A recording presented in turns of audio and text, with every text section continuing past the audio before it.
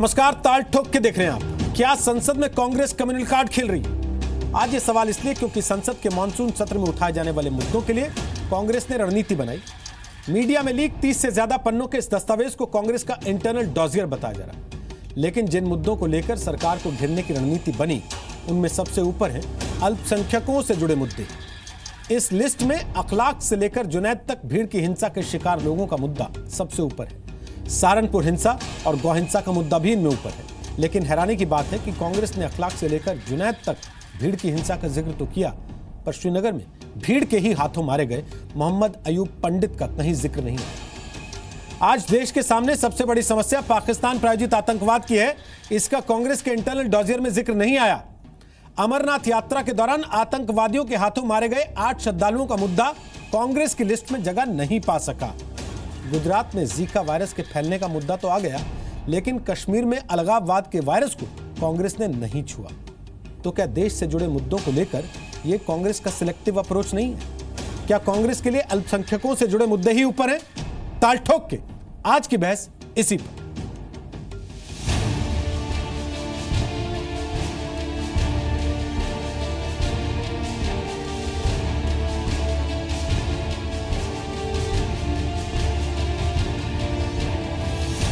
तो कश्मीर से कन्याकुमारी तक सर कोई ऐसी जगह नहीं है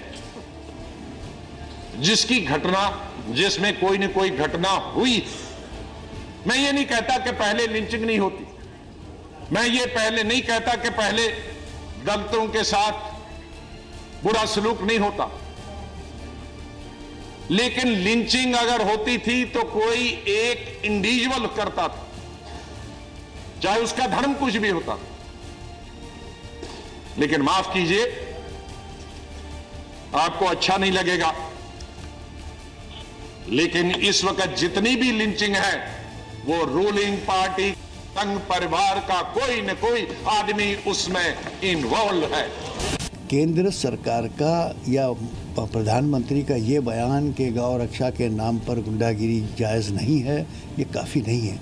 केंद्र सरकार का ये कहना कि तमाम राज्यों से कहा गया है कि एफआईआर दर्ज कर ले, ये भी कोई बड़ी बात इसलिए नहीं है कि मैं कानून जानता हूँ। जितने भी मामले दर्ज हुए हैं, वो चाहे वो हरियाणा हो, वल्लभगढ़ का भी हो, या उसके बाद में झारखंड में भी अपराध हुए हैं, पश्चिम बंगाल में भी हुआ है, महाराष्ट्र में भी हुए हैं। सभी राज्यों में जहाँ जहाँ भी घटना हुई, सभी जगह पर अपराधियों को अरेस्ट किया गया है। क्या केंद्र सरकार ने कोई, प्रधानमंत्री जी ने क्या राज्य के मुख्यमंत्रियों को बुलाकर कोई बैठक की या इस संबंध में कोई बैठक करेंगे? केवल राजनीति हंगामा करना ये कांग्रेस का मकसद रह गया है। उनके भाषणों में कंटेंट और सब्सटेंस नहीं है। कहीं ना कहीं खोखली बातें करने में कांग्रेस सीमित हो गई, और जितनी खोखली कांग्रेस खुद हो गई है, उतनी कांग्रेस के खोखले वायदे और बातें। हम ठप नहीं करना चाहते, हम संसद चलाएंगे, मुद्दे उठाएंगे। और जी टीवी के माध्यम से मैं कहूंगा, अगर भाजपा सरकार में जरा भी गैरत और हिम्मत है तो इन 32 मुद्दों को प्रधानमंत्री जी लिस्ट करवाएं। आए दिन हर एक मुद्दे पर चर्चा करवाएं। दूध का दूध, पानी का पानी सामने आ जाएगा। तो ताल ठोक के आज का पहला सवाल है कि मॉनसून सत्र में क्या कांग्रेस ने कम्युनल कार्ड खेला है? अखलाक जुनैद याद रहे कांग्रेस को, लेकिन अयूब पंडित को कांग्रेस ने क्यों भुला दिया? क्या कांग्रेस के लिए आतंकवाद से बड़ा मुद्दा भीड़ की हिंसा है? हिंदू मुसलमान की सियासत क्या कांग्रेस का एजेंडा संसद के अंदर भी है? और भीड़ की हिंसा पर क्या सरकार की कोशिश फेल हो गई? तो आपको बता दें, हमारे साथ आज कौन कौन से खास मेहमान इस कार्यक्रम का हिस्सा बन रहे हैं। राशिद अल्वी कांग्रेस के वरिष्ठ नेता हैं, लोकसभा और राज्यसभा दोनों जगह सांसद रह चुके हैं। स्वागत है राशिद अल्वी आपका। सुनील सिंह यादव हमारे साथ हैं, वो समाजवादी पार्टी के युवा प्रवक्ता हैं। यूपी में अखिलेश सरकार के दौरान वो मंत्री रह चुके हैं।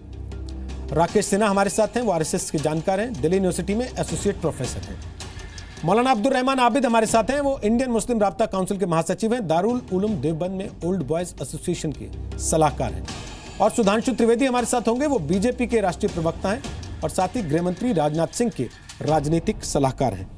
चर्चा की शुरुआत कर रहे हैं ये बताते हुए कि 1.5 मिनट का समय आप सबको मिलेगा अपनी अपनी बात रखने के लिए। उस दौरान घड़ी चलती रहेगी और 1.5 मिनट पूरा होने के बाद घड़ी के साथ साथ आपकी आवाज भी खुद ब खुद रुक जाएगी।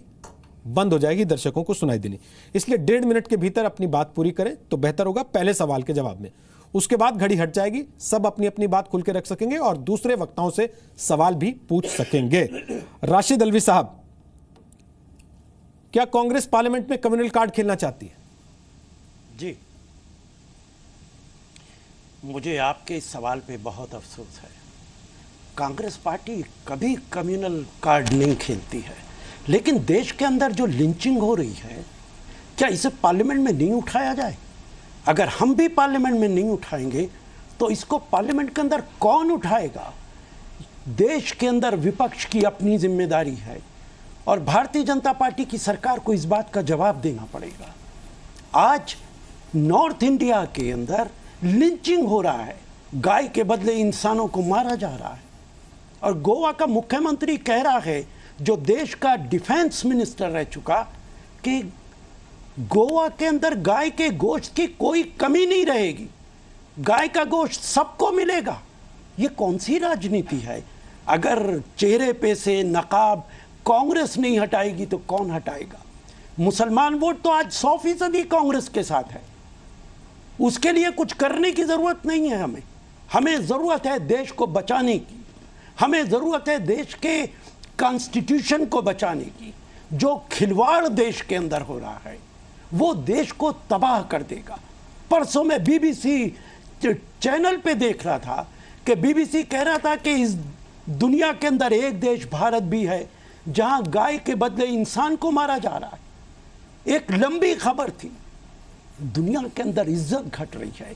प्रधानमंत्री कह देते हैं, बयान दे देते हैं। सर 1.5 मिनट हो गया। मैं बीबीसी पर तो नहीं जाना चाहूँगा क्योंकि मुझे नहीं लगता कि बीबीसी इससे पहले भी कोई भारत की तारीफों के पुल बांधता था। उसका फुल फॉर्म ही आप देख लें, ब्रिटिश ब्रॉडकास्टिंग कॉरपोरेशन। तो वो किस सोच के साथ और किस विचार के साथ चलता होगा सर, मैं उस पर चर्चा में नहीं जाना चाहता। मैं इससे पहले सुधांशु त्रिवेदी के पास जाऊं, उससे एक सवाल आपसे और लेना चाहता हूं। राशिद अल्वी साहब 1.5 मिनट हो गया, आपकी आवाज़ रुक गई है जी, इसलिए मैं आपसे एक सवाल और लेना चाहता हूं इससे पहले मैं आगे जाऊं। बेशक आप लिंचिंग पे चर्चा करें, उसको एजेंडा बनाएं सर, लेकिन आप अपने डॉजियर में लिखते हैं जुनैद मारा गया, अखलाक मारा गया। सर आपको योगेश दिखाई नहीं देता? आपकी पार्टी कार्तिक तक पहुंच नहीं पाती बेंगलोर में, इनकी भी लिंचिंग हुई सर, उनको डॉजियर में जगह नहीं मिलती सर आपके। इसलिए पूछना पड़ता है कि आप कम्युनल कार्ड खेलते हैं, आपको केवल एक धर्म के लोग दिखते हैं क्या?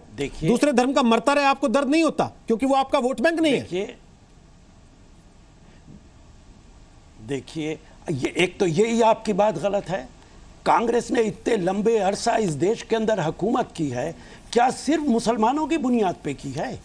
और आज इस देश के अंदर बीएसपी है, समाजवादी पार्टी है, ममता बनर्जी है, इन सबको मुस्लिम वोट पड़ता है, अकेला कांग्रेस पार्टी को नहीं पड़ता है। कर्नाटक के अंदर हिंदू कम्युनिटी की मेजॉरिटी हमारे साथ रहती है, देश के अंदर हमारे साथ रहती है।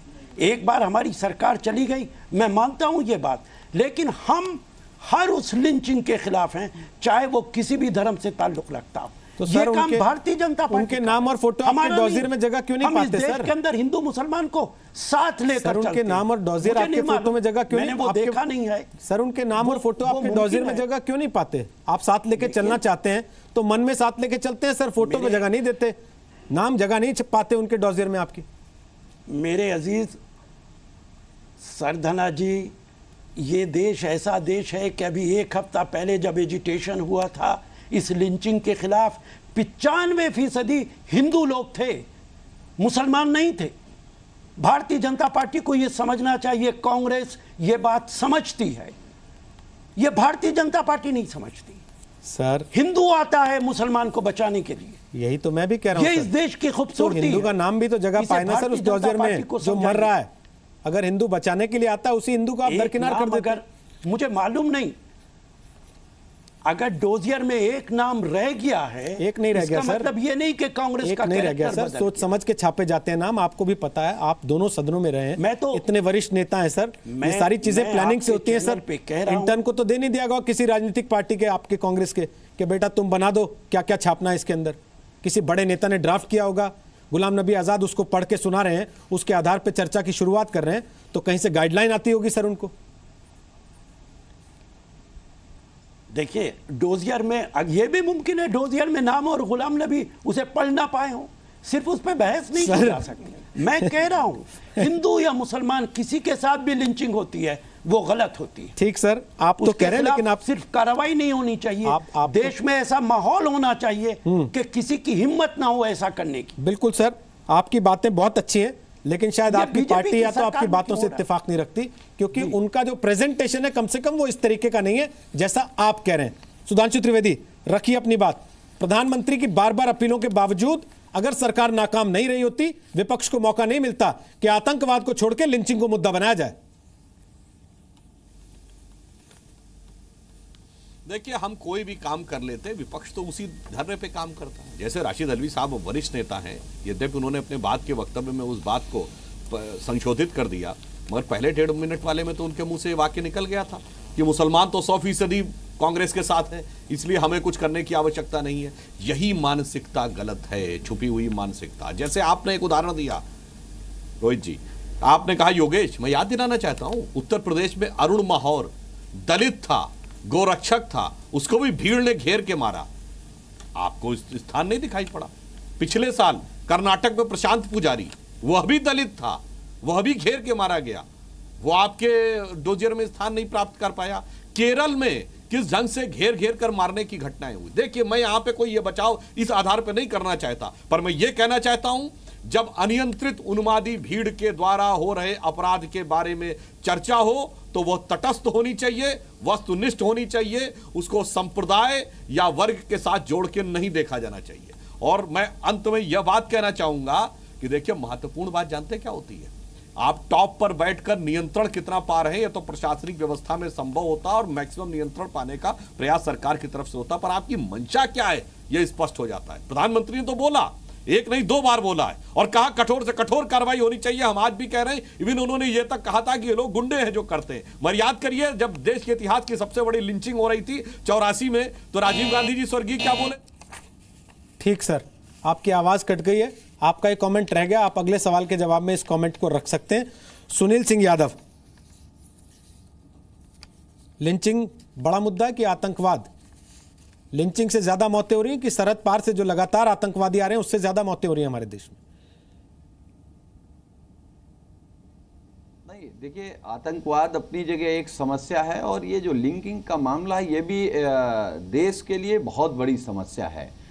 और ऐसी स्थिति में जब देश में भारतीय जनता पार्टी की सरकार हो, देश के प्रधानमंत्री नरेंद्र मोदी जी ने कई बार कहा कि गौरक्षक जो इस तरीके से गाय को बचाने के लिए इंसान को मारना गलत है, तो मुझे लगता है कि ये गांव में कहावत है कि एक तरफ लोग कहते रहते हैं कि चोर से कि चोरी करते रहो, और साहूकार से कहते हैं कि जगते रहो।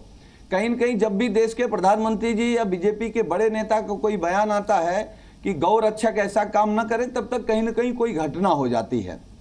तो मुझे लगता है कि इस पर सरकार को गंभीर होकर के कोई न कोई बड़ा कानून बनाना चाहिए। अच्छा, मैं पूछता हूं कि जब से भारतीय जनता पार्टी की इस देश में सरकार बनी है, तो उन्होंने गाय के लिए क्या क्या किया? गौरक्षक के लिए तो गौरक्षक को पैसा कहां से आता है अब तक तय नहीं हो पाया, कौन उनको फंडिंग करता नहीं तय हो पाया। लेकिन कितनी गौशालाएं बनाई हैं भारतीय जनता पार्टी की सरकार ने, ये भी बता दे सरकार।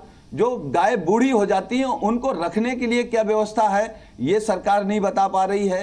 तो कहीं ना कहीं मैं ये कहता हूं कि अगर देश के प्रधानमंत्री के कहने के बावजूद अगर इस तरीके की घटनाएं हो रही हैं, तो मैं तो ये कहूंगा कि गौरक्षक के नाम पर जो लोग भगवा आतंकवाद कर रहे हैं। ठीक सर, वो कह रहे हैं भगवा आतंकवाद कर रहे हैं जो लोग, उनकी बात कट गई। अगले सवाल के जवाब में मैं लगता है वो पूरी कर पाएंगे उस बात को। राकेश सिन्हा, आप कुछ कहना चाहेंगे इस बात पर? क्या सरकार नाकाम हुई है गौरक्षकों के आतंक को रोकने में? और दूसरा, क्या आपको लगता है कि ये सिलेक्टिव आउटरीच है, जहां हम अपने डोजियर में आतंकवाद को किनारे कर देते हैं, अमरनाथ यात्रियों की मौत को भूल जाते हैं, लेकिन लिंचिंग को बढ़ा चढ़ा के पेश करते हैं? देखिए रोहित जी, आपने आरंभ में ही एक सवाल उठाया था, मुझे लगा कांग्रेस के प्रवक्ता उसको सही ढंग से उत्तर देते। कार्तिक घोष का नाम नहीं होना यह दिखाता है कि कांग्रेस पार्टी लिंचिंग के मुद्दे को सांप्रदायिकरण कर रही है। और मैं इस आपका जो टॉपिक है वो कुछ अधूरा है। संसद में कांग्रेस का कम्युनल कार्ड, संसद से सड़क तक कांग्रेस का कम्युनल कार्ड ही है। और ये मैं नहीं कह रहा हूँ, उनकी अपनी ही committee, senior most leader AK Antony के नेतृत्व में जो कमेटी बनी थी, एंटोनी कमेटी ने यही कहा था कि संसद से लेकर सड़क तक आप एक खास समुदाय, कम्युनल कार्ड नहीं है, कांग्रेस मुस्लिम कार्ड खेलती है। कांग्रेस ने आज तक पारसियों की समस्या उठाई है, कांग्रेस ने आज तक अन्य जो अल्पसंख्यक उनकी समस्या उठाई है। देश में अल्पसंख्यक का मतलब मुसलमान नहीं होता, मुसलमान सेकंड लार्जेस्ट कम्युनिटी है।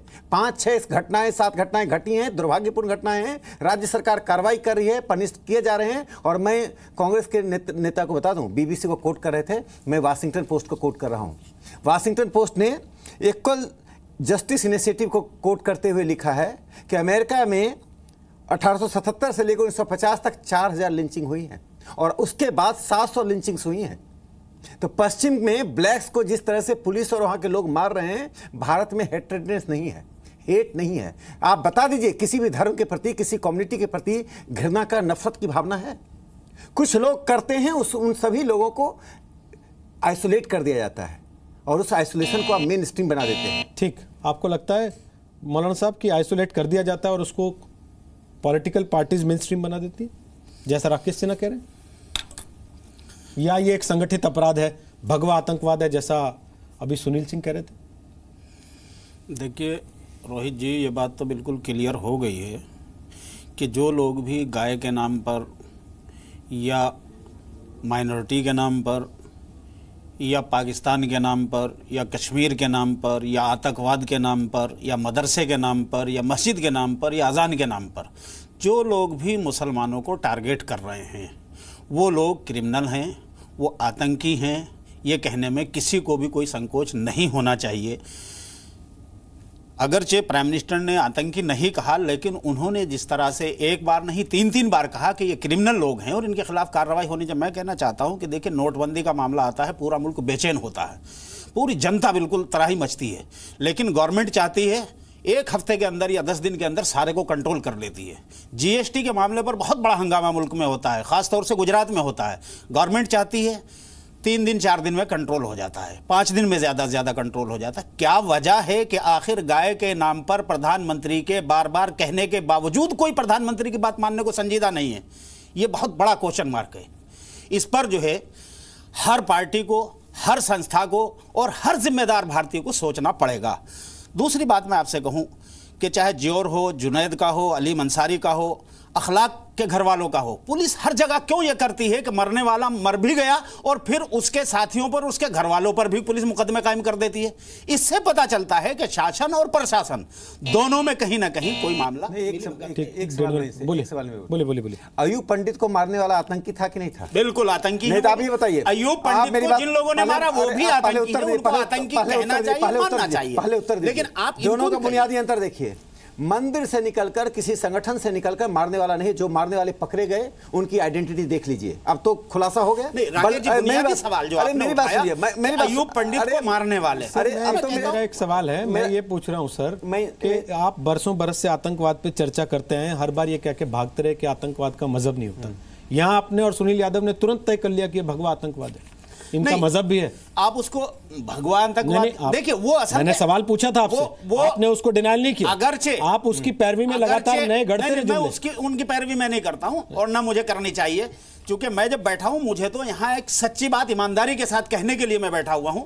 देखिए, मैं ये कह रहा हूं कि मैं अगरचे अपने तौर पर यह बात नहीं मानता कि जो लोग गाय को धार्मिक मसला बना करके जो है गाय रक्षा का नाम लेते हैं, हालांकि मैं समझता हूं कि वो गाय रक्षक नहीं बल्कि गाय राक्षस हैं वो लोग जो गाय के नाम पर इंसानों को मारते हैं। मेरा सवाल का जवाब, वो इंसानों को मारते हैं, समझ गए। वो धार्मिक मसला नहीं है, लेकिन वो उसको धर्म से जोड़ करके जनता को भी भ्रमित कर रहे हैं। कांग्रेस से और इनसे दो बड़ा गुनाह कर रहे हैं। मैं कांग्रेस से भी सवाल पूछना चाहता हूं, जो लोग जब आतंकी कह रहे हैं तो मैं मानता हूं कि लिंचिंग करने वाला आतंकी होता है, मैं मान लिया, मुझे कोई आपत्ति नहीं मानने में।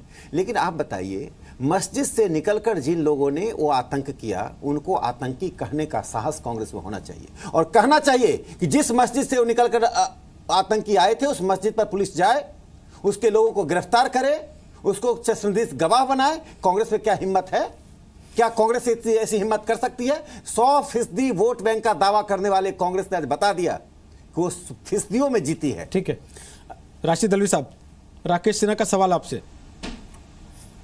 जी, देखिए, राकेश सिन्हा जो सोचते हैं वो आप भी जानते हैं और मैं भी जानता हूँ।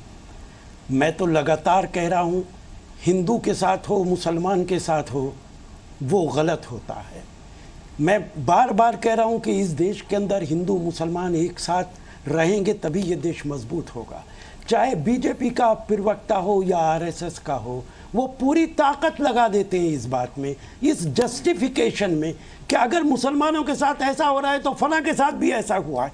अरे उसे भी कंडम करो, इसे भी कंडम करो। अरे मैं तो ये कोई जस्टिफिकेशन है? पूरा कर ले। एक कह रहा है वाशिंगटन पोस्ट के अंदर निकला है कि ब्लैक के साथ ऐसा हो रहा है, तो ब्लैक के साथ हो रहा है तो मुसलमानों के साथ भी होना चाहिए। आप गलत, मैं इनको हस्तक्षेप करूं। यही तो गड़बड़ है। सुनिए, आप बहुत सीनियर प्रवक्ता हैं। जब से आपने बीबीसी को कोट किया, अपने बीबीसी को कोट किया, मेरी बात होने दीजिए। मैं उस बदनामी का जवाब दिया कि पश्चिम को आईना दिखा रहा था। जी मेरी बात तो होने दीजिए, कर लीजिए मेरी बात तो होने दीजिए।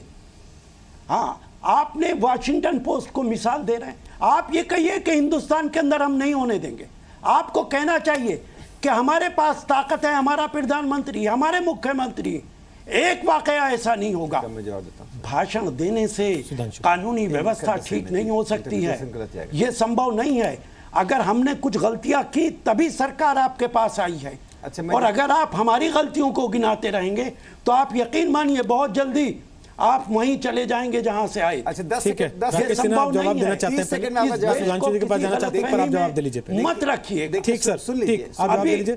सुधांशु ने कहा कि 1 मिनट, एक जुमले में बात पूरी कर रहा हूं। करें, पूरी करें। एक जुमले में बात पूरी करें सर, पूरी करें। मैंने बिल्कुल नहीं कहा यह बात कि हम मुसलमानों की राजनीति कर रहे हैं। आपने मुझसे पूछा कि हम कम्युनल कार्ड क्यों खेल रहे हैं।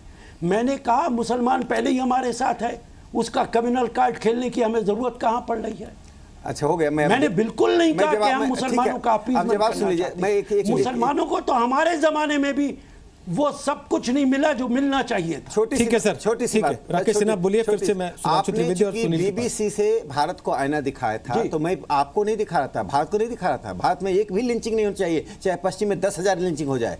मैंने पश्चिम को वाशिंगटन पोस्ट के द्वारा आईना दिखाया। और छोटी सी बात जोड़ना चाहता हूँ, कौन सा बैरोमीटर है जिसके द्वारा आप कह रहे हैं कि 100% मुसलमान आपके साथ है? वो बैरोमीटर तो बता दीजिए। इस लोकतंत्र में कौन सा सर्वे हुआ है, किस जगह सर्वे हुआ है, किस मुस्लिम बहुल कॉन्स्टिट्यूंसी से आप जीत कर आए हैं, वो बता दीजिए देश को। हम स्वीकार कर लेंगे 100% मुसलमान आपके साथ है। कम्युनिटी को पूरी तरह से अपने साथ करने की जो रणनीति है, यही सांप्रदायिकता है सर। लोकतंत्र में एक कम्युनिटी का प्रतिनिधित्व करने वाली पार्टी यही सांप्रदायिकता का उदाहरण है। सर, सुधांशु त्रिवेदी पहले। सर राशिद जी पहले, सुधांशु त्रिवेदी। मौलाना साहब कह रहे हैं कि आप जीएसटी पे कंट्रोल कर सकते हैं, डिमोनेटाइजेशन पे कंट्रोल कर सकते हैं, तो गौरक्षकों पे कंट्रोल क्यों नहीं कर सकते, ये बताते हुए कि सुनील यादव कह रहे हैं कि ये भगवा आतंकवाद है। देखिए, हर चीज के ऊपर सरकार प्रभावी नियंत्रण बनाने का प्रयास करती है। डिमोनेटाइजेशन में हमने कंट्रोल किया था, पर यह भी सत्य है कि उसमें भी बहुत सारे लोगों की मृत्यु हुई थी। आप लोग ही आरोप लगा रहे थे। परंतु जहां पर सांप्रदायिक मौका मिल जाता है, वहां पर एक अलग नजरिया प्रस्तुत करने की बात होती है। मुझे बड़े दुख के साथ कहना पड़ता है, ये भगवा आतंकवाद शब्द का प्रयोग कर रहे थे अभी हमारे सपा के साथी, और इस शब्द का प्रयोग यूपीए सरकार के गृह मंत्री कर चुके हैं, यूपीए सरकार के बहुत बड़े नेता कर चुके हैं, राहुल गांधी अमेरिकी अधिकारियों के साथ कर चुके हैं। मुझे समझ में नहीं आता आपको भगवाई आतंकवाद क्यों नजर आता है, जबकि एक तरफ जाकिर मूसा जैसे लोगों का वीडियो आता है जो खुलेआम ये कहते हैं कि कोई कश्मीर की लड़ाई नहीं, ये सीधे इस्लाम की लड़ाई है। उसके बावजूद ये सेक्युलर ब्रिगेड चुप रहती है और उसे सांप्रदायिक नजरिए से नहीं देखती। यहां पर अपने आप उस शब्द को प्रयोग करने लगते हैं जो अपने आप में बहुत आपत्तिजनक है। और दूसरी बात मैं ये कहना चाहूंगा, जो राशिद अल्वी साहब ने कहा कि आप नहीं कहते हैं कि आप मुसलमानों की राजनीति करते हैं, आपको कहने की जरूरत नहीं है। 2014 में AK एंटोनी कमेटी की रिपोर्ट में आपके रिटर्न में है कि जरूरत से ज्यादा एक समुदाय की तरफ झुकती नजर आई कांग्रेस, इसलिए यह हालत हो गई कि ना खुदा ही मिला ना बिसाले सनम। अब मैं एक और बात कहना चाहता हूं अंत में, यह बताइए किस पार्टी ने ऐसा कदम उठाने का प्रयास किया कि दंगे में एक ही समुदाय को हम कंपनसेशन देंगे? उत्तर प्रदेश की समाजवादी पार्टी की सरकार ने मुजफ्फरनगर दंगों के समय जो कोर्ट के द्वारा रोका गया। अब आप बताइए, लिंचिंग की तो आप बात कहते हैं, तो मैं एक और बात ईमानदारी से कहना चाहता हूं, जो गोधरा में हुई वो लिंचिंग नहीं थी तो क्या थी? और तीसरी बात मैं कहना चाहता हूं, जहां पुलिस ने खड़े करके गोली मारी है, राशिद अल्वी साहब याद करिए 1987 का हाशिमपुरा मलियाना कांड, जहां पुलिस ने खड़े करके गोली मारी और कांग्रेस ने उसकी जांच तक नहीं कराई, जबकि पार्लियामेंट के फ्लोर पर आपने कमिट किया था। इसलिए इसको उस नजरिए से मत देखिए।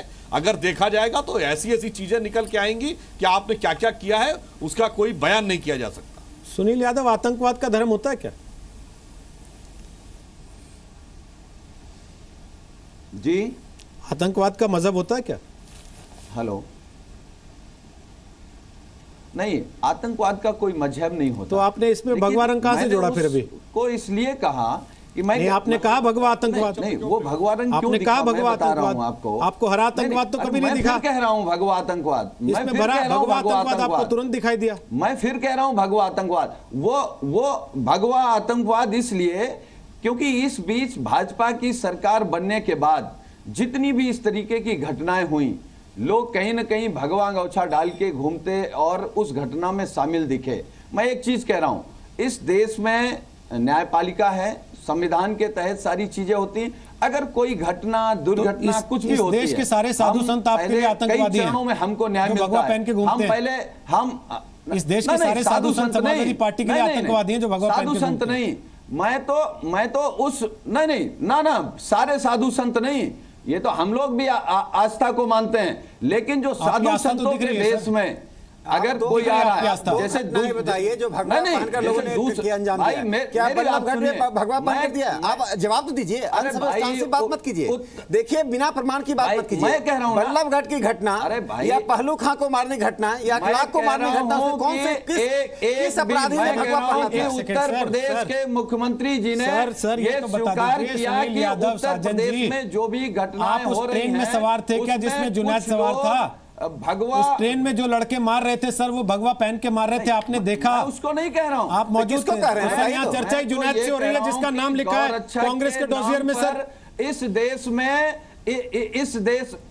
देखिए, आप कांग्रेस के मुद्दे पर मत जाइए, मैं अपनी बात सर, मसला डोजियर है कांग्रेस का। सर, मसला ये कि संसद में चर्चा के लिए कांग्रेस ने क्या तैयारी की है? पहले चार्जशीट होती है, फिर गवाही होती है, शिकायत दर्ज होती है। जब आप भाग रहे हैं, आप एक घटना बताइए, जब आप बात से भाग रहे हैं, भगवा पहनकर लोगों ने बात से भाग, आपने भगवा आतंकवाद को जस्टिफाई करने के लिए बात से भाग रहे हैं। आप हरा आतंकवाद, तमाम साधु संतों सन्यासी परंपरा को गाली मत दीजिए। दुनिया भर में आतंकवाद है, विरोध करना कीजिए। उसका रंग आप नहीं डिसाइड कर पाए आज तक, उसका रंग आपसे डिसाइड नहीं हुआ। लेकिन यहाँ पर पूरे भारत के आपको भगवा का महत्व नहीं मालूम है? भारत दुर्घटना कर रहा है, भारत के में भगवा आप बताइए, अगर बताइए कोई भी अगर किसी को निर्दोष, हम कह रहे हैं गाय को बचाने के लिए अगर इंसान को जिंदा मार रही है, तो आप बताइए उसको आतंकवाद कहेंगे या नहीं कहेंगे?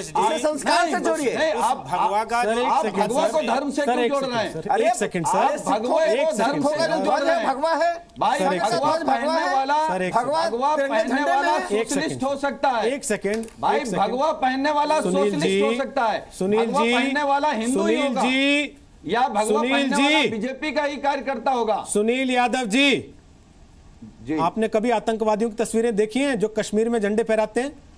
क्या आपने कभी आतंकवादियों की तस्वीरें देखी हैं जो ISIS के काम करते हैं? हाँ, बिल्कुल देखी। वो क्या पहन के करते हैं, उसके हिसाब से आप डिसाइड कर लेंगे कि आतंकवाद का रंग कौन सा होता है। सवाल वो नहीं है तो क्या है? अरे सवाल तो यही है, आतंकवाद का। आप उस ट्रेन में सवार नहीं थे जिसमें जुनैद की हत्या हुई? वो हो सकता है कि आप उस गांव में मौजूद नहीं थे जहां अखलाक की हत्या हुई? आप उस मुजफ्फरनगर में नहीं थे जहां दंगा हुआ? आप उस सहारनपुर में नहीं थे जहां दंगा हुआ? उसके बाद भी अगर आप रंग तय कर रहे हैं तो फिर जिस सीरिया में आप नहीं है वहां का रंग तय कीजिए, जिस कश्मीर में आप नहीं है वहां का रंग तय कीजिए, जिस अफगानिस्तान में आप नहीं है वहां का रंग तय कीजिए, जिस पाकिस्तान में आप नहीं गए वहां का रंग तय कीजिए। बताइए मुझे कौन से रंग का आतंकवाद होता है वहां? बताइए ना सर, कौन से रंग का आतंकवाद देखती है समाजवादी पार्टी? मैं सोचता हूं कि हमारे देश का जो रंग है उससे बड़ा किसी का कोई रंग नहीं है। अच्छा, वो कोई भी हो, उसमें से आपने भगवा अलग कर लिया है, गाड़ी वाला हो या उसमें से भगवा आपने अलग कर लिया तुरंत, बाकी रंग पे आपके पट्टी बन गई आंख पे। मैं सबको एक कर रहा हूं, बाकी पे कलर ब्लाइंड है आपकी पार्टी। मैं सबको एक करके कह रहा हूं और ये जिम्मेदारी है।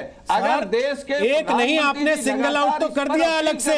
जब आपने कहा भगवा आतंकवाद, आपने सिंगल आउट किया कि उत्तर प्रदेश आपने सिंगल आउट किया। अगर नहीं, आपने सिंगल आउट किया। मैं अभी भी कह रहा हूँ, आज समाजवादी पार्टी को माफी मांगनी चाहिए। भारत की सभ्यता और संस्कृति को एडजस्ट करने के लिए आप सिर्फ एक रंग पर सवाल नहीं खड़ा कर रहे हैं, पूरी भारत की सन्यासी परंपरा पर सवाल खड़ा करने के लिए या तो शब्द वापस लें या माफी मांगे। ये सन्यासी परंपरा अरे जो लोग टोपी पहने कहते तो मैं टोपी आतंकवाद कहता हूं, भारतीय जनता पार्टी मैं कहूं कि आतंकवाद का नाम दूं, जब आतंकवाद का नाम दूंगा तो आप फिर आपत्ति करेंगे। पार्टी का नहीं है, जब एक सहमति बनी कि आतंकवाद का कोई धर्म नहीं होता है तो उन अपराधियों को धर्म के चोला क्यों बना दिया जाता है जो कहा कि नाम इसका मतलब चोर की दाढ़ी में चोर की दाढ़ी में तिनका तो सर अखलाक की मौत के समय भी नजर आ गया था सर, जब सरकार आपकी थी आप एक भगवा उड़े हुए आदमी नहीं पकड़ पाए थे, भागते रहे थे। उसके बाद आपकी पुलिस ने खुद कह दिया कि गाय के बछड़े का मांस था, तो आप लोग रिपोर्ट दबाने के लिए भागते रहे थे सर। आखिर तक सारे देश ने यह देखा है। तो वहां डबल स्टैंडर्ड आपकी सरकार का कैसे एक्सपोज हुआ था, आपकी पार्टी का, वो सबने देखा था। आज आप सिंगल आउट कर रहे हैं भगवा आतंकवाद, वो भी दर्शाता है कि आप क्या एड्रेस करना चाहते हैं, लेकिन आतंकवाद का रंग बताते हुए आपकी हिम्मत जवाब दे जाती है। सुनील यादव आपके सामने कह रहा हूं, मौलाना साहब आप कुछ कहना चाह रहे थे उनसे, बोलिए। देखिए मैं 2-3 बातें एक साथ कहना चाहता हूं, 30 सेकंड में मैं पूछ रहा हूं दुनिया के आतंकवाद का रंग बताइए, हिम्मत है तो बोलिए, हिम्मत है तो क्या रंग है दुनिया के आतंकवाद का, हिम्मत है तो बोलिए। देखिए बोलिए ना, हिम्मत है तो कह रहा हूँ, बोलिए हिम्मत है तो। दुनिया में जो आतंकवाद है उसका रंग क्या है? रंग नहीं होता है। अच्छा, उसका रंग नहीं होता है। बहुत अच्छे सुनील यादव, बहुत अच्छे सुनील यादव। भारत के आतंकवाद का रंग भगवा होता है, दुनिया के आतंकवाद का रंग आपके लिए कोई नहीं होता है। ठीक है सुनील यादव, बहुत अच्छे, बहुत बढ़िया। बोलिए मौलाना साहब। अब मुझे 40 से 50 सेकंड का टाइम, आप 1 मिनट लीजिए सर, 60 सेकंड लीजिए। देखिए साहब, मसला माइनॉरिटी का हो या मेजॉरिटी का हो, राजनीतिक पार्टियों का कर्तव्य है कि वो सबके मसलों को उठाएं। सबसे पहली जिम्मेदारी बनती है सत्ता पक्ष की, लेकिन अगर सत्ता पक्ष किसी कम्युनिटी या किसी गिरोह के मसाइल को नज़रअंदाज कर रहा हो या उनको कंट्रोल ना कर रहा हो, तो फिर विपक्ष की जिम्मेदारी बनती है कि वो उस पर जो है सत्ता पक्ष को पूरी तरह से ध्यान दिलाए, उसके साथ एजिटेशन करे, लड़े झगड़े, जो जमहूरी और आईनी तरीके हैं उनसे। तो इस पर जो है मैं समझता हूं कि ये सत्ता पक्ष की भी जिम्मेदारी है और विपक्ष की भी जिम्मेदारी है। दूसरी बात मैं कहना चाहता हूं, अभी हमारे बहुत अच्छा बोलने वाले प्रवक्ता हमारे सामने हैं भारतीय जनता पार्टी के त्रिवेदी जी, मुजफ्फरनगर का आपने हवाला दिया कि वहां पर एक धर्म के या एक फिरके के लोगों को सरकार ने मुआवजा दिया। हुजूर, मैं उस मुजफ्फरनगर के दंगा पीड़ितों से जाके उन कैंपों में बदहाली की सूरत को देख के आया हूं। आप मेरे साथ आज भी चलिए, उन लोगों से मिलिए। वहां पर एक तरफा मुसलमान, वो कौन से मुसलमान, वो जो उन्हीं के बेगारी थे, उनके खेतों में मजदूरी करते थे, उनके पशुओं को घास डालते थे, उन्हीं लोगों को मारा गया एक तरफा। वहां कोई फसाद नहीं हुआ था, वहां तो एक तरफा पकड़ के मारा गया और वो बेचारे मर लिए। दूसरी बात मैं आपसे कहना चाहता हूं कि क्या इस देश में मजलूमों के लिए आवाज उठाना क्या गुनाह है, क्या जुर्म है? और राकेश जी, आपसे भी एक बात मैं अर्ज करना चाहता हूं, बहुत ही ठंडे दिमाग से उस पर आप सोचिएगा कि ठीक है, अगर आप जो है यादव जी पर एतराज करते हैं, करिए, वो आपका मसला है। लेकिन मैं कहना चाहता हूं आपसे कि भगवा का जो लोग अपमान कर रहे हैं कि जुर्म करने के वक्त पे गले में पट्टी भगवा डाल के जाते हैं अपने जुर्मों को, अपने गुनाहों को छुपाने के लिए और गलत तरीके से एक तबके के लोगों की सिंपैथी अपने साथ जोड़ने के लिए, उन लोगों से कहिए कि वो इस भगवा रंग का अपमान न करें। वाकईतन हिंदुस्तान में बहुत मुकद्दस है। एक चीज बताइए, जो लोग कश्मीर में आतंकवाद फैला रहे हैं और ये कहते हैं हम तो यहां पर इस्लाम का राज लाना चाहते हैं, तो क्या इससे मान लिया जाए कि इस्लाम आतंकवाद सिखाता है? देखिए, जो लोग ये कहते हैं कि इस्लाम का राज लाना चाहते हैं, मैं समझता हूं कि उंगलियों पे गिने चुने जाने वाले लोग होंगे उस तरह के। और ये, लेकिन कश्मीर में जो लड़ाई, ये बहुसंख्यक है, सुन लीजिए, गौरक्षक बहुसंख्यक है, गौरक्षक बहुसंख्यक है, आपने गिने कितने? अभी मैं जवाब देता हूं कितने, लेकिन पहले कश्मीर वाली बात पूरी कर दूं। मैं कश्मीर में जो लोग वहां पर हमसे इख्तलाफ रखते हैं, जो लोग हमारे खिलाफ खड़े हुए हैं कि वो चाहते हैं कि साहब हमें एक बार जो है रायशुमारी करने दीजिए, चूंकि हमारा उनका एक पैक्ट हुआ था उस जमाने में 1948 में। मौलाना साहब, उस पर जब बहस करेंगे तो मैं आपसे बात करूंगा। मौलाना साहब, लेकिन मौलाना साहब, मुझे तो लगता है कल को आप ये भी कह देंगे कश्मीर पाकिस्तान को दे देना चाहिए। इसलिए प्लीज हमें कश्मीर पे बात करनी होगी मौलाना साहब। जिस दिन हमें कश्मीर पे बात करनी होगी उन लोगों को बुलाएंगे जो अधिकृत हैं कश्मीर पे बात करने के लिए। प्लीज सर, अब आप आतंकवाद को भी जस्टिफाई करेंगे कश्मीर के, तो मैं माफी चाहूंगा सर। मुझे लगेगा हमने गलत आदमी से सवाल पूछा। नहीं, आप कश्मीर के आतंकवाद को भी जस्टिफाई कर रहे हैं ये कह के कि उनकी बात नहीं सुनी गई? मौलाना साहब अभी तो आपने कहा कि उनके साथ एक पैक्ट हुआ था, कश्मीरियों के साथ हुआ नहीं था? आपने कहा एक पैक्ट हुआ था, सच्चाई नहीं है क्या? क्या जवाहरलाल नेहरू का राजा कौन सा पैक्ट? अरे बताइए 1948 में पैक्ट नहीं हुआ था क्या? उनका वजीर आजम नहीं तय किया था क्या हमने? कौन सा पैक्ट हुआ था? अरे भाई साहब, अरे नाम बताइए ना।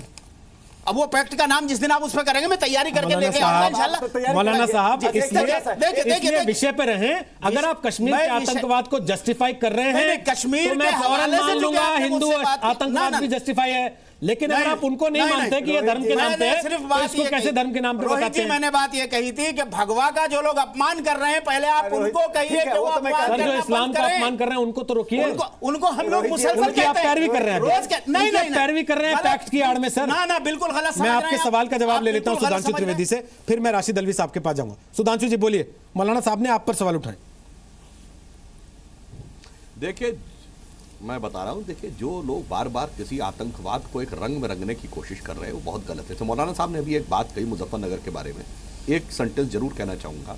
पहली बात तो ये उनकी राय हो सकती कि एक तरफा हुआ, अगर हुआ, मैंने मान लिया अगर हुआ, तो सरकार किसकी थी उत्तर प्रदेश में? समाजवादी पार्टी की। उसने क्या किया? आज तक एक को चार्जशीट करके अदालत में सजा याफ्ता करवा पाए? दूसरी बात, केंद्र में सरकार किसकी थी? कांग्रेस की। उनसे पूछिए, उत्तर प्रदेश सरकार को चेतावनी देना तो छोड़िए, एडवाइजरी देना तो छोड़िए, रिपोर्ट तक मांगी थी। हां, हमारे टाइम में हुई अखलाक की घटना, हमने रिपोर्ट मांगी थी, और जो रिपोर्ट उत्तर प्रदेश सरकार ने दी थी उसमें ना सांप्रदायिकता का जिक्र था, ना गोमांस का जिक्र था, ना लिंचिंग का जिक्र था। यह होती है राजनीति कि हकीकत में आप कागज पे कुछ लिख रहे हैं और राजनीति कुछ और कर रहे हैं। और जो ये लोग रंग देने की बात कर रहे हैं, तो मैं सिर्फ 3 शब्द कहूंगा। नंबर 1, अगर अयूब पंडित मारे जाते हैं मस्जिद से निकली भीड़ के द्वारा, पर आपको लगता है कि वह संप्रदाय का नहीं है, ठीक है, हमने मान लिया। आईएसआईएस इस्लामिक स्टेट का झंडा लहरा के आतंकवाद किया जाता है, आपके हिसाब से वो धार्मिक रंग नहीं है, मान लिया। जाकिर मूसा एलानिया कहता है कि इस्लाम की जंग है, फिर भी आपने कहा रंग नहीं है, हमने मान लिया। दिल्ली की सबसे बड़ी मस्जिद के इमाम बुखारी 2004 में कहते हैं कि हाँ, ओसामा बिन लादेन मेरा आदर्श है जो पूरे वर्ल्ड में इस्लामिक हुकूमत बनाना चाहता है, पर आप कहते हैं कि वो रंग नहीं है, हमने मान लिया। ढाका में जब चुन चुन कर कहा जाता है कि कुरान की आयत सुनाओ, उसके बाद गोली मारी जाती है, फिर भी आपको लगता है कि वो धार्मिक नहीं, हमने मान लिया। और उसके बाद आपको केवल एक भगवा रंग पड़े हुए में भगवा रंग नजर आता है और हरा नजर नहीं आता। तो मैं एक ही वाक्य कहूंगा, इस समय सावन का महीना चल रहा है और एक कहावत है कि सावन के अंधे को हरा ही हरा दिखता है। ये दोनों लोग घनघोर सांप्रदायिकता में डूबकर सत्ता छोड़ गए, मगर आंखों से वो पट्टी नहीं हटी, इसलिए इनको हरा ही हरा दिख रहा है। भगवा में दोषी दोष दिख रहा है और हरे हरे में ही ये लोग। सुधांशु त्रिवेदी जी, आपको नहीं लगता इनको मौका तभी मिलता है जब सरकारें फेल होती हैं, और सरकार में इस समय आप हैं, आप फेल नहीं होते, इन लोगों को मौका नहीं मिलता कभी भी, ये नहीं चमका पाते अपनी राजनीति रंगों की आड़ में, अगर ये चमका रहे हैं आज। मैं बिल्कुल ईमानदारी से कहता हूं कि कुछ एक घटनाएं हुई जो दुखद है, दुर्भाग्यपूर्ण है, वो नहीं होनी चाहिए थी। सरकारें उस विषय पे पूरी तरीके से सतर्क हैं, सजग, संवेदनशील हैं। और प्रधानमंत्री की संवेदनशीलता देखिए कि उन्होंने बहुत कस के फटकार लगाई है और स्पष्ट रूप से उन लोगों को गुंडा तक कहा है। मगर मैं याद दिलाना चाहता हूं रोहित जी, इस देश के इतिहास की सबसे बड़ी लिंचिंग हुई थी जब हजारों की भीड़ दिल्ली की राजधानी में सिखों को घेर घेर के मार रही थी। तब तत्कालीन प्रधानमंत्री ने क्या बोला था? बड़ा पेड़ गिरता है तो धरती हिलती है। संवेदना का अंतर देखिए, दृष्टिकोण का अंतर देखिए। ठीक है, कंट्रोल में कितना हो पाता है कितना नहीं, वो एक आप प्रशासनिक क्षमता में प्रश्न उठा सकते हैं, यानी मगर नियत के ऊपर तो अंतर साफ दिखाई पड़ रहा है। ठीक, सुधांशु त्रिवेदी जी दीजिए जवाब, जो बातें उठा रहे हैं। माफ कीजिए राशिद अलवी जी, जो बातें उठा रहे हैं सुधांशु त्रिवेदी, आप जवाब देना चाहिए। एक बार राशिद अलवी से जवाब ले लें। देखिए, एक तो मैं कहूं कि भारतीय जनता पार्टी 84 को नहीं भूलती है। 84 में जो कुछ हुआ निंदनीय था, दुर्भाग्यपूर्ण था। कांग्रेस का हर नेता उसे कंडेम कर चुका है। और मैं इनसे पूछता हूं, गुजरात के अंदर जो कुछ हुआ आपने कितनी बार कंडेम किया है, कितनी बार मजम्मत की है? आप अभी कह रहे थे कि इमाम बुखारी ने 2004 के अंदर बिन लादेन को अपना लीडर माना था। अरे आप भूल गए, 2004 में आपको सपोर्ट किया था उन्होंने। अटल जी की सरकार को सपोर्ट किया था उस नारे के बाद। आपको याद है कि नहीं है? भारतीय जनता पार्टी को सपोर्ट किया था। मुजफ्फरनगर में न सिर्फ रिपोर्ट मांगी थी, हम लोग मुजफ्फरनगर गए थे। लेकिन मैं आज आपसे ये भी पूछता हूँ, इतिहास को छोड़िए, आज जिस बात पे बहस हो रही है, गोवा के आपके मुख्यमंत्री ने कहा है कि गोवा के अंदर गाय के गोश्त को ज़्यादा से ज़्यादा हम अवेलेबल कराएंगे। इस पे मैं आपका जवाब मांगता हूँ। आप बताइए, क्या मुख्यमंत्री को हटा रहे हो, डिसमिस कर रहे हो, या गाय के मुद्दे को ख़त्म कर रहे हो, गाय की इज्जत ख़त्म कर रहे हो? मैं अभी वेस्टर्न यूपी के अंदर गया और एक मुसलमान गांव के अंदर गया, मैं नाम नहीं लेना चाहता। मुझे वहाँ के लोगों ने कहा कि हमारे हिंदू भाई जिनकी गाय दूध देना बंद कर देती है, वो 20,000 की गाय 5,000 में हमें दे रहे हैं। हम क्या करें, हमें बताइए, हम उनसे खरीदे कि नहीं खरीदे? आप गाय के दोस्त नहीं हैं, आप गाय के दुश्मन हैं। आपने देश के अंदर ऐसे हालात पैदा कर दिए। गोवा के अंदर जायज़ है, नॉर्थ ईस्ट में जायज़ है। आपका minister of state home affairs कहता है कि मैं गाय का गोश्त खाता हूं। आप ये इतिहास से कांग्रेस ने ये किया, फलां ने ये किया। अरे मेरे भाई, आपके हाथ में सरकार है, ताकत है। आज जवाब दीजिए कि आप क्या कर रहे हैं, क्यों आपने ऐसे हालात पैदा कर दिए? क्यों नहीं आप हिंदू मुसलमान की एकता पे जोर देते? क्यों नहीं आप इस देश के अंदर भाईचारे की बात करते? आपके हमको सिर्फ कम्युनलिज्म नजर आता है। मैं ये बात कई बार कह चुका हूं कि अगर कोई बीमार आदमी को जहर दे दिया जाए और वो अच्छा हो जाए, तो उस जहर को वो समझता है कि मेरे लिए तो यही दवा है। वही आपका हाल है। आप कम्युनलिज्म से चुनाव जीत जाते हैं तो आपको देश की परवाह नहीं है। आप समझते हैं हिंदू मुसलमान कराओ, आराम से सरकार बनेगी, सत्ता हासिल होगी। राशिद जी, आपको नहीं लगता प्रॉब्लम है? आपको नहीं देश लगता आपकी प्रायोरिटी नहीं है? आपको नहीं लगता राशिद जी, सत्ता आपकी प्रायोरिटी? आपको नहीं लगता राशिद जी, आजकल आपकी पार्टी को भी लग रहा है वही जहर हम भी खा लेते हैं तो शायद हमारा भी नंबर आ जाए अगली बार, इसलिए आपकी पार्टी अपने डॉजियर में जुनैद को लिखती है, नहीं सर, अपने डॉजियर में अखलाक को लिखती है सर, अमरनाथ यात्रियों को नहीं लिखती सर। सरदाना जी, उसे आतंकवाद नहीं दिखता सर, जिसमें रोज लोग मर रहे हैं, लेकिन उसे लिंचिंग याद रहती है सर। नहीं, ये जहर से इम्यूनिटी डेवलप कर सरदाना जी 52 सर वो पूरा कर ले अपनी बात में, सवाल पूछ रहा हूं, वो जवाब दें फिर आप बोल लीजिएगा। मैं बोलिए राशिद साहब, बोलिए। एक सरदाना जी, इस बात को आपने शुरू में भी उठाया था और मैंने तब भी कहा था, डोजियर मैंने नहीं पढ़ा है, गुलाम नबी से भी नज़रअंदाज हो सकता है, लेकिन मैं आपसे एक बात कहूँगा, आप मेरे छोटे भाई की तरह दाएं और बाएं मत खड़े हो, आप बीच में खड़े हो। अगर इधर गलती है तो उसे कहो और इधर गलती है तो उसे कहो। आपकी इज्जत देश के अंदर बढ़ेगी और हम भी आपकी इज्जत ज्यादा करेंगे। राशिद साहब, नहीं, वो एक गलती को मत पकड़ो। राशिद साहब देखिए, जहां सैकड़ों लोग मारे जा रहे हैं और लिंचिंग हो रही है, राशिद साहब उसका मुद्दे को राशिद साहब, अगर आप जुनैद का नाम नहीं लिखते, अखलाक का नाम नहीं लिखते, जी सुन रहा, तो मैं बाएं खड़े हो जाता। लेकिन आपने योगेश का नाम नहीं लिखा, आपने कार्तिक का नाम नहीं लिखा, आपको अमरनाथ यात्रियों की हत्या में हत्या नजर नहीं आई, इसलिए मैं दाएं खड़ा हो गया।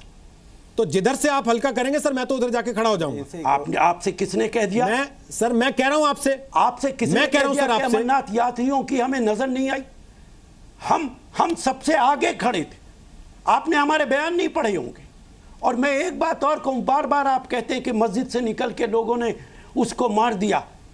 कश्मीर के हालात को बाकी हालात से मुकाबला मत कीजिए। अच्छा। कश्मीर पे कभी अलहदा से बहस नहीं हालात सर, आप भी मौलाना साहब की उस पे आना चाहते हैं कि मैं कश्मीर पे अलग बहस करूंगा, तो ठीक है सर, कोई बात नहीं। राकेश सिन्हा आप बोल रहे हैं, कुछ बोल लीजिए, फिर मैं सुधांशु जी और सुनील यादव के पास जाऊंगा। मैं कांग्रेस से एक सवाल पूछना चाहता हूँ कि आप बार बार कह रहे हैं कि कश्मीर की हालत है, कश्मीर सर आज विषय कश्मीर है नहीं, इनकी हालत को आज विषय कश्मीर है नहीं। ये सवाल बेशक जिंदा है कि कश्मीर भले अलग बहस हो, क्या अमरनाथ यात्रियों का मरना मुद्दा नहीं होगा संसद में? बताइए, मालदा बासीरहाट और बंगाल में दुर्गा जी की मूर्तियों को तोड़ी जा गई है, काली जी की मूर्तियों को तोड़ी गई है, अपराधियों को गिरफ्तार सरकार नहीं कर रही है।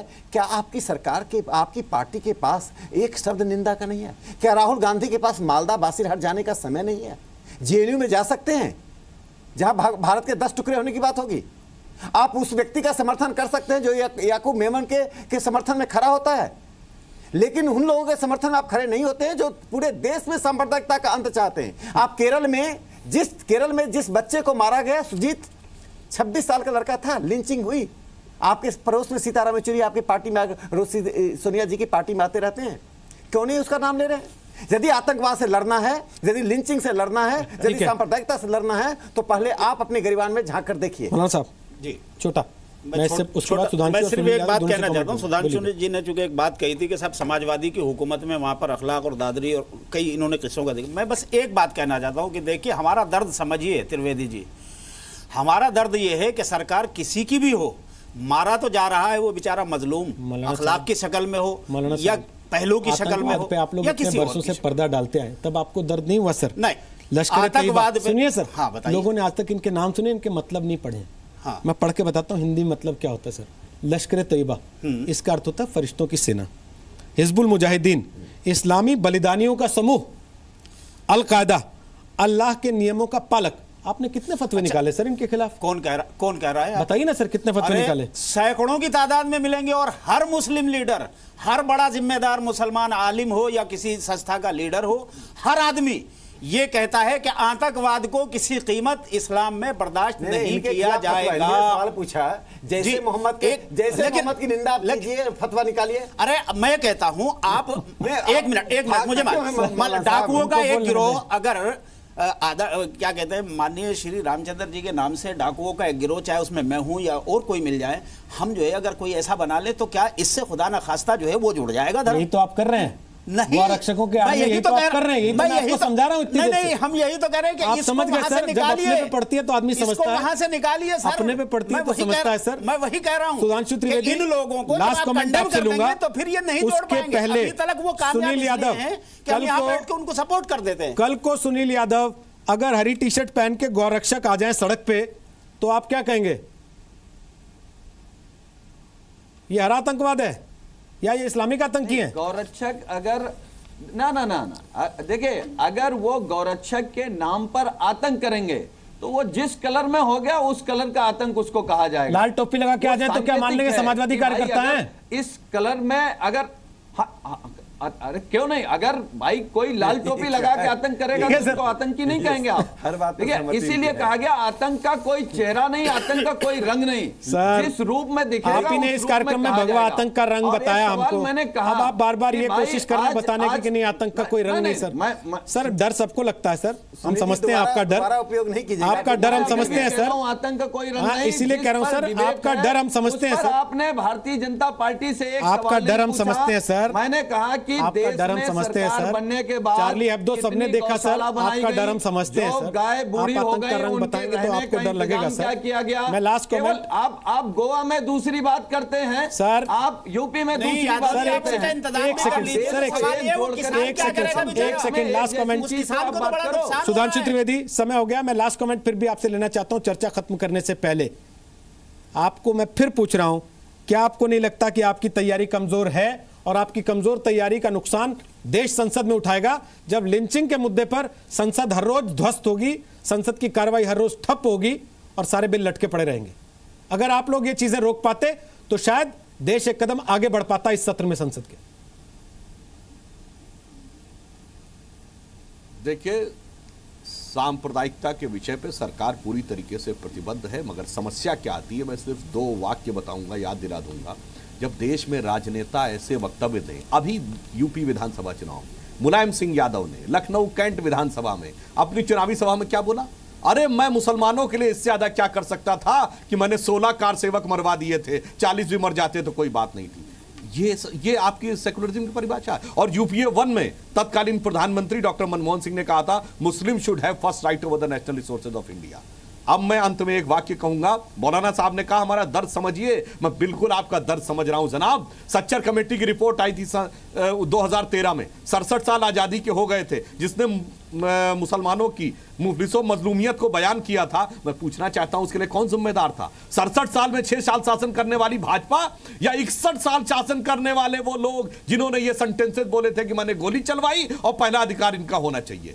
इन्होंने ही आपको मूर्ख बना बनाकर आपको उस मुकाम तक पहुंचाया कि आपका तो दर्द यही कहा जा सकता है कि दुश्मन न करे दोस्त ने वो काम किया है, उम्र भर का गम हमें इनाम दिया है। इसलिए मैं कहता हूं अपनी आंखों पर से पट्टी हटाइए और हकीकत में विकास को देखकर सांप्रदायिक भावना से परे होकर अपने निर्णय लीजिए। राष्ट्र के हित में भी यही बेहतर हो। सर विकास तो जनता देख लेगी, विकास दिखेगा सर विकास तो जनता देख लेगी, विकास अपने आप तय कर लेगी। जनता ने किया कि नहीं, अखिलेश यादव के साथ तय कर दिया जनता ने कि उन्होंने विकास किया था या नहीं किया था और कैसा किया था। सुनील जी, सरदाना जी आप प्लीज, लेकिन सरकार होते हुए सरकार की तरह बिहेव करें सर। विपक्ष की तरह बिहेव करने का समय जा चुका और उस समय को गए भी 3 साल हो चुके। ये संदेश भी सरकार को जरूर याद रखना चाहिए। बहुत बहुत शुक्रिया आप सबका ताल ठोके का हिस्सा बनने के लिए।